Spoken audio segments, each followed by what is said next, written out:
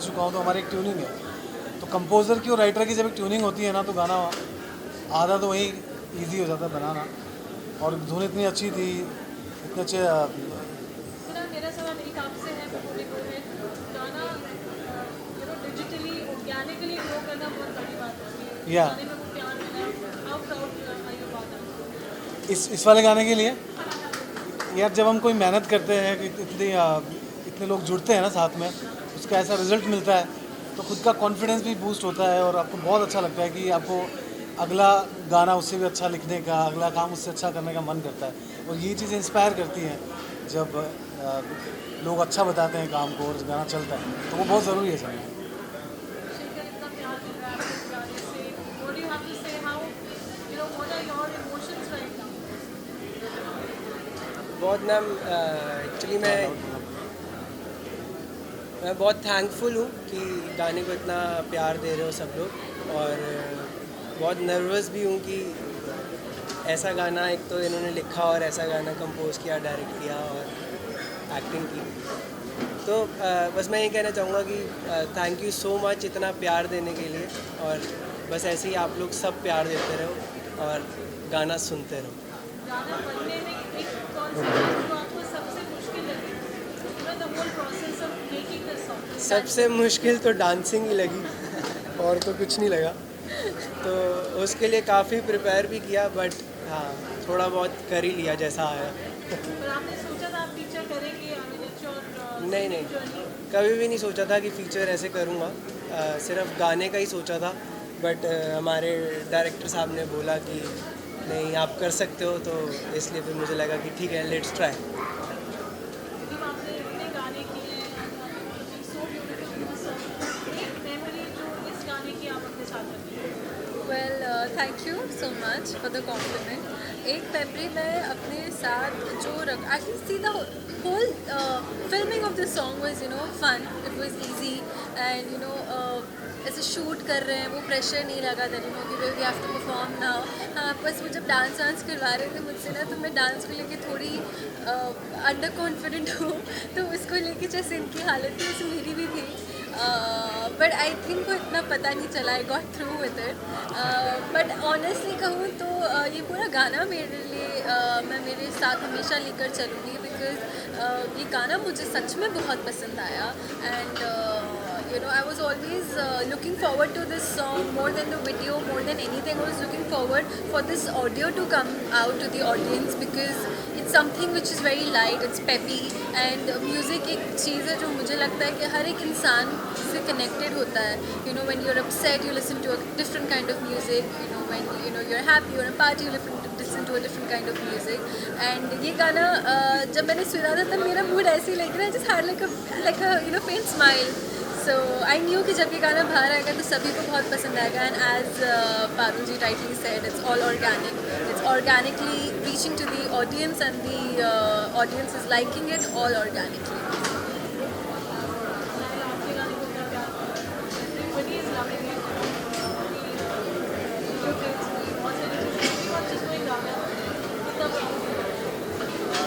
I feel blessed कि बहुत कम ऐसे प्रोजेक्ट्स आते हैं जिनमें ऑर्गेनिकली इतने व्यूज़ या फिर हम जनरेट कर पाते हैं। तो इस गाने को पहले दिन से इतना अच्छा रिस्पॉन्स मिल रहा है और इतनी अच्छी रील्स इसके ऊपर बनाई जा रही हैं ऑलरेडी हमारे दोस्तों की तरफ से भी हमें फीडबैक्स आने शुरू हो गए हैं। एवरीबडी इज़ लविंग इट, तो आई फील ब्लेस्ड।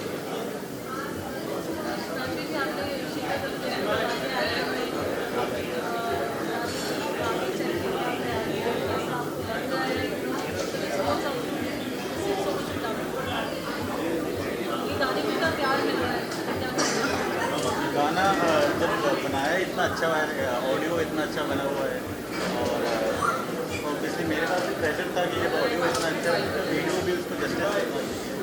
तो फिर हमने गोवा प्लान किया था, पहले शायद हम हिमाचल करने वाले थे, लेकिन हिमाचल की सिचुएशन अच्छी नहीं है, तो हम इसके कारण हम गोवा गए। और आई थिंक वो हमारा अच्छा बेस्ट डिसीजन रहा कि हमने गोवा में शूट किया, क्योंकि जो कलर्स हैं और जो उसमें एक वाइब्रेंस आया है वो ऑडियो में भी हमारा दिख रहा है, तो कहीं ना कहीं मैच हो रहा है। और आई थिंक उसी की वजह से लोगों को पसंद आ रही है। और मुझे लगता है अभी एक दिन हुआ है, ये गाना बहुत आगे जाएगा, ये बहुत ऊपर जाएगा स्लोली। और बहुत आई थिंक मिलियंस टच करेगा और ऐसे ही थैंक यू तो मच। क्योंकि रीत ने कितना आपको एज अ को स्टार आपका डेब्यू था कितना आप दोनों एक दूसरे को सेट पे जैसे रीत ने बताया dance level having fun with कुछ ऐसा रहा। तो इन्होंने मुझे बहुत सपोर्ट किया और डांस करते करते भी ऐसा था कि हाँ हाँ मैं कवर कर लूँगी, कोई नहीं तो ऐसा था, but she is very good और इन्होंने मुझे बहुत सपोर्ट किया और बहुत बताया भी कि ऐसे करो एक्टिंग में, तो लाइक वेरी गुड एक्सपीरियंस। इस तरह से तेरा ही नशा शुरुआत हुई प्रोजेक्ट की, इस तरह का अनुभव रहा, कुछ इंटरेस्टिंग किससे या बातें होगी वो शेयर करना चाहेंगे आप लोगों से? बस ये मैं कहूँगा कि लाइक हम घर पे चिल कर रहे थे और चिल करते करते ये गाना बन गया, तो उसके बाद फिर हम गए और इनको कहा कि आप इस गाने में जान डाल दो, तो उन्होंने वो जान डाल दी और आज ये गाना आप लोग सुन रहे हो। शेखर आप बहुत अच्छे सिंगर हैं, वीडियो देखा हमने, बहुत ही वीडियो भी बना है, बहुत अच्छा आपने आपको प्रेजेंट किया आपने, किस तरह का अनुभव रहा, कौन सा मुश्किल काम ज़्यादा है, गाना गाना या गाने को शूट करना? मुश्किल तो कोई काम नहीं होता अगर आप उसको दिल से करो, मुझे ऐसा लगता है, बट हाँ मेरे लिए फ़र्स्ट टाइम था एक्टिंग करना और डांस करना, तो थोड़ा डिफ़िकल्ट था, बट हाँ अब कॉन्फिडेंस आ गया कि मैं आगे मैनेज कर लूँगा। जैसे आपने मान लिया कि कॉन्फिडेंस आ गया है, हाँ भविष्य में अगर कोई अच्छा किरदार कोई रोल मिलता है आपको तो एक्टिंग करना भी पसंद करेंगे क्या? वो डिपेंड करता है, अभी तो मेन फोकस तो सिंगिंग ही है और वो सपना गाना गाना ही है, बाकी एक्टिंग देखेंगे जब अगर लगा तो उसको भी करेंगे। सोशल मीडिया आजकल एक इतना बड़ा प्लेटफॉर्म बन चुका है जहाँ पर हर दिन हर रोज पता नहीं कितने गाने आते हैं और कितने सफल हो पाते हैं कितने नहीं हो पाते हैं। इस कंपटीशन में एक प्रोफेशनल जो कलाकार होता है उसके लिए कितना मुश्किल या कितना आसान होता है, क्योंकि कंपटीशन बहुत बड़ा है। आपके वीडियो को आपके गाने को आइडेंटिटी मिले, मुझे लगता है बहुत मुश्किल है आज के टाइम में लाइक सरवाइव करना, बट हमने गाना बनाया तो वो लोग प्यार दे रहे हैं, तो शायद उस गाने में कुछ है तभी लोग उसको प्यार दे रहे हैं। और वैसे मैं ये कहना चाहूँगा कि जितने लोग हैं सब अगर कोई ढंग से मेहनत करे तो फिर इन सब चीज़ों से कुछ नहीं होता, वो वैसे ही आपका हो जाता है, गाना चल जाता है। मैडम आपसे सवाल है, आप गाने में आपको बहुत ही खूबसूरत लगी, किस तरह की तैयारी करनी पड़ी आपको या सेट पे जाते ही सारी चीज़ें इंस्टेंट हो गई? एक वक्त हुआ करते थे, कई टेक्स होते थे, कई दिन लगते थे, कई वक्त लगता था, लेकिन आज सोशल मीडिया का ज़माना है, काफ़ी चीज़ें इंस्टेंट हो जाती, एक दिन में करने का अनुभव आपका किस तरह? ऑनेस्टली अगर टीम अच्छी हो तो एक दिन के अंदर ऐसा प्रोजेक्ट करना इट्स वेरी इजी। जैसे कि वो एक प्रेशर था कि हाँ एक दिन में शूट ख़त्म करना है, बट वो इतना प्रेशर नहीं था कि लंच ब्रेक लेने का टाइम नहीं है, टी ब्रेक लेने का टाइम नहीं है, वैसा वाला प्रेशर नहीं था। And it was only possible because the team that I was working with, be it him, be it our director, be it our DOP, be it anybody, they all were very professional and they knew what had to be done on set. बाकी as such मैंने जैसे अभी भी कहा कि मैंने set पे आके सिर्फ अपना काम किया है, असली मेहनत इन तीनों ने ही बैठ के की है, मैंने सिर्फ लाइक इन चारों ने की है। I was just a little part of it and I am glad to be a part of this project, जो कि इन चारों ने मिलकर बहुत प्यार बहुत मेहनत से बनाया है। एंड जब कोई प्यार और मेहनत से चीज़ बनाता है तो वो चीज़ वैसे ही खूबसूरत बन जाती है। So even when I was working with them I could see the passion that they had for this song and you know that just gave me more energy even though धूप थी एंड गोवा में बहुत गर्मी थी। But you know, I didn't feel any of that because the people around me, they were giving me all happy and positive vibes. So that kept me going throughout the day. And एक भी moment dull नहीं था throughout the whole shooting of this song. जैसे कि ये गाना बिल्कुल डल नहीं है, वैसे ही पूरी शूटिंग के वक्त मेरे लिए कोई डल मोमेंट नहीं था। And I'll just remember this song as a very happy memory. आज सोशल मीडिया का दौर है, ऐसे लगता है कि हर घर में कलाकार है, हर घर में एक आर्टिस्ट है, बहुत टैलेंट उम्र बड़ा है। ऐसे में एज ए प्रोफेशनल एक्टर आपको कितना मुश्किल लगता है या कितना आसान लगता है कि काम मिलना इतने कंपटीशन के बीच में? वेल काम ऑनेस्टली कहूँ तो हमेशा से मिलना बहुत मुश्किल था। जैसे कि लोगों को लगता है कि बड़ी आसानी से मिल गया, बट मैंने भी बहुत मेहनत की है। मैंने जैसे कि my most talked about show, if I talk about राब्ता, मैं उस शो के लिए 4 बार रिजेक्ट हो गई थी। तो मुझसे बेहतर कोई नहीं जानता, और तब तो सोशल मीडिया इतना ट्रेंडिंग में था भी नहीं। मैं आज से 5 साल पहले की बात कर रही हूँ। तब भी काम मिलना उतना ही मुश्किल था जितना कि आज मुश्किल है। मेहनत जब तक आप नहीं करोगे तब तक आप सफल नहीं होगे। एंड ज़्यादा से ज़्यादा इफ़ यू आर फेमस तो आपको शायद आपका पहला प्रोजेक्ट मिल जाएगा, लेकिन अगर आप में वर्क एथिक्स नहीं है, अगर आपका बिहेवियर राइट नहीं है, अगर आपका एटीट्यूड राइट नहीं है आपके काम को लेके, तो वो एक प्रोजेक्ट से ज़्यादा आगे नहीं बढ़ पाते आप। सो आई डोंट नो मेरी इस बात से कितने लोग ऑफेंड हो जाएंगे, बट या दैट्स द ट्रुथ, बिकॉज मैंने ऑलमोस्ट 15 साल से इंडस्ट्री देखी है।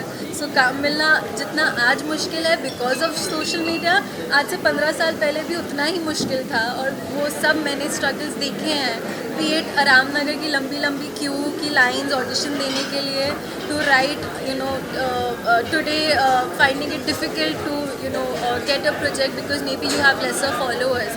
पहले वो जो लाइन थी वो इन जनरल फिज़िकली लंबी होती थी, आज वो जो लाइन है वो फॉलोअर्स के ज़रिए लंबी हो गई है। फ़र्क सिर्फ इतना है मेरे हिसाब से। एक आखिरी सवाल है आपसे, आजकल ग्लैमर की दुनिया के और आज के जो बच्चे हैं बहुत आकर्षित हो रहे हैं, पढ़ाई पे ध्यान नहीं देते ज़्यादातर, हर किसी को स्टार बनना है, हर किसी को कैमरे पे आना है। उन बच्चों को आप क्या संदेश देना चाहेंगे? ये वर्ल्ड आपने करीब से देखा है, कितना सेफ है और एजुकेशन कितना इम्पोर्टेंट है? ऑनेस्टली सिर्फ इसकी नहीं बात करूँगी, बहुत सारी फील्ड्स होती, इंडस्ट्रीज़ होती है which is equally not safe. I know just because it's a glamour world, तो ये एक वो थप्पा हो जाता है कि सेफ़ बिल्कुल नहीं होगी, बट ऐसा नहीं है। और भी बहुत सारी इंडस्ट्रीज़ है जो कि सेफ़ नहीं है आजकल के ज़माने में। एंड रही बात लोगों की पढ़ाई पे ना ध्यान देने की, एंड एवरीबडी हैज़ दैट जज्बा of becoming a star. I just want to say that it's not very easy. And दूसरी बात यही कहूँगी दैट लाइफ में बैलेंस होना बहुत ज़रूरी है। अगर आप में वो बैलेंस नहीं है एक स्टार होने का और एक नॉर्मल इंसान होने का, तो फिर यू लूज़ योर माइंड। एक वक्त आएगा जब आप अपने आप को भूल चुके होंगे। सो इट्स वेरी इंपॉर्टेंट कि अगर आप सुपरस्टार हो तो वो आप सेट पे छोड़ के आओ, आप घर पे आके नॉर्मल इंसान बन जाओ। आई थिंक जब एक वो बैलेंस आ जाएगा, जैसे आज भी मैं जब नहीं काम कर रही होती, मैं घर पे बैठ के किताब आज भी पढ़ती हूँ। तो वो क्योंकि मेरे अंदर एक बैलेंस है कि हाँ मुझे स्क्रिप्ट के साथ साथ किताब भी पढ़ना उतना ज़रूरी है, because I need to have that knowledge. मैं सिर्फ एक्टिंग करती रहूँगी तो फिर I will not have knowledge. And जब तक आपके पास नॉलेज नहीं है, you can not be an actor, because for an actor you need to know everything, because you have to literally play roles, live lives that you've never even imagined of. तो पढ़ाई छोड़ देना या फिर पढ़ना लिखना छोड़ देना, I would not advise, but I mean, like, I followed my passion right from the age of 6, so, and it only happened because I had the right kind of parents, the right kind of mind frame to have that balance. तो अगर आप वो सीख लो, so I don't think so इतना मुश्किल होगा। So चलते चलते शिखर, आप कुणाल एंड साहिल को ज्वाइन रणवीर जी थोड़ा प्रूव करेंगे गाने में पूरी साइड। मैं नहीं डांस करूँगी, मैं नहीं डांस करूँगी। दीवाना मुझे तेरा बना ले, जी लेंगे थोड़ा इसी बहाने, आँखों से थोड़ी मुझे पिला दे, जी लेंगे थोड़ा इसी बहाने। ऐसा असर तेरा हो गया, पिए बिन मुझे नशा हो गया, झूमने दे जरा दीवाना मुझे तेरा बना ले, जी लेंगे थोड़ा इसी बहाने, आँखों से थोड़ी मुझे पिला दे, जी लेंगे थोड़ा इसी बहाने।